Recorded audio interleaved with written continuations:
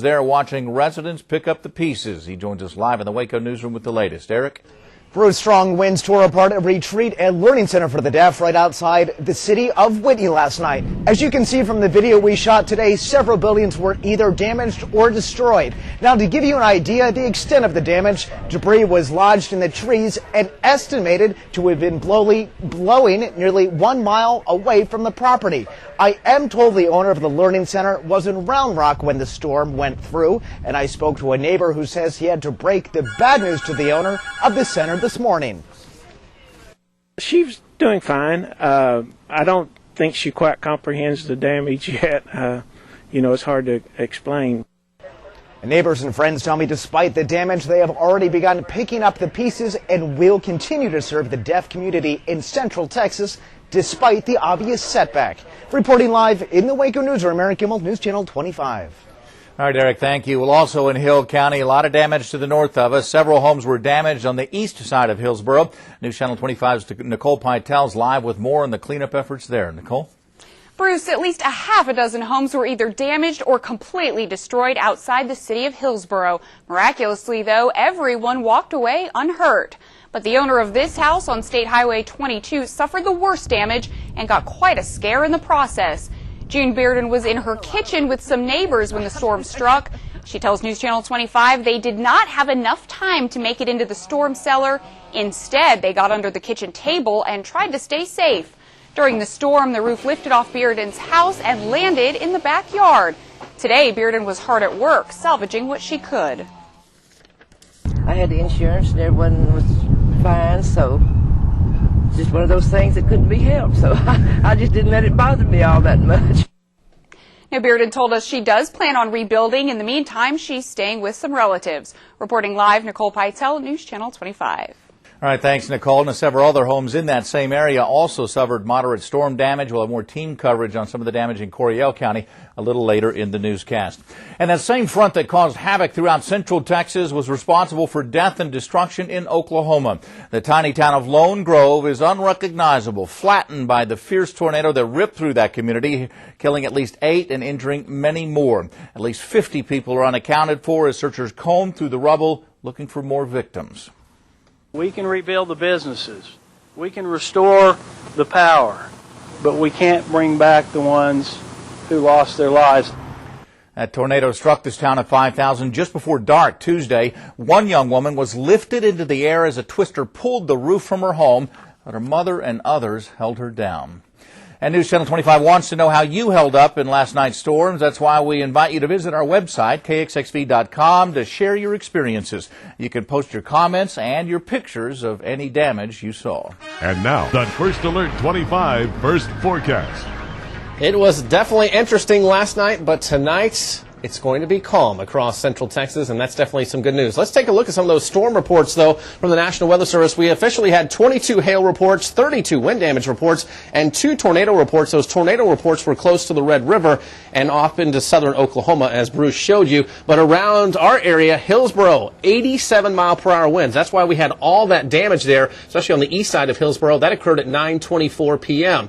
In Waco, we had plenty of damage as well with wind damage, but it wasn't as severe as it was in Hill County. Down toward Bruceville Eddy, also around 9:40 p.m. we had wind damage as that squall line blew through. And earlier in the evening in Hamilton, they had 81-mile-per-hour wind gusts. That occurred at 8:20 p.m. last night. So definitely a rough night. But again, for tonight, we're going to see lots of clear skies. And look at those temperatures, very nice, right around 70 degrees in Waco, Temple, and Killeen. And then we start to change things slowly as we get closer to the weekend. Not stormy, but cooler. We'll have more on that coming up. All right, thanks, Matt. Well, a big win on Capitol Hill today for President Obama. The economic stimulus bill that he's lobbied so hard for is headed to his desk. The House and the Senate reached a $789 billion compromise today, but some people on both sides of the aisle aren't happy. ABC's Rachel Martin has the details. It's a behemoth of a bill. Almost $800 billion in tax cuts and government spending, and getting here was a long and rocky road. Like any negotiation, this involved give and take, and if you don't mind my saying so, that's an understatement. Senate Majority Leader Harry Reid told reporters that Senate and House Democrats had bridged the differences in their respective stimulus bills. The end result? A bill aimed at creating 3.5 million new jobs, hundreds of billions of dollars in middle-class tax cuts, $150 billion for infrastructure projects. The final bill is less than both the original House and Senate versions, which was a victory for the 3 Senate Republicans whose crucial votes pushed the bill through. This is obviously a very difficult vote, but I believe it is indispensable that strong action be taken. The bill includes help for Americans hit hard by the recession through unemployment benefits, health coverage, and more, as well as billions of dollars for states. Still, it's not enough for Republicans who don't think the plan will do what it's intended to. That they've made a bad bill worse by reducing the amount of tax relief for American families and small businesses and adding more wasteful Washington spending. So it's a bittersweet victory. Still, the Senate Majority Leader said he hopes to have more Republicans on board by the time of the bill's final passage. Rachel Martin, ABC News, Washington.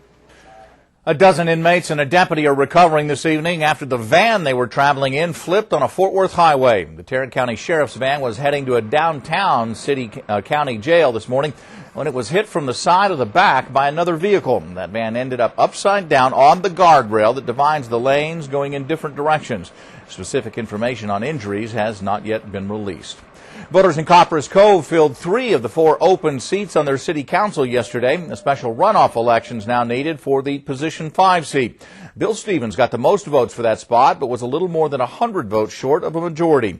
So March 17th, there will be a special runoff election between Stevens and David Wilson. The 3 council seats that were decided will be filled by Cheryl Meredith for position 1, Chuck Downard for position 3, and Danny Palmer in position 4. Well, coming up on the News Channel 25 at 5 newscast, 8 top bank executives went before lawmakers today answering questions on government bailout money.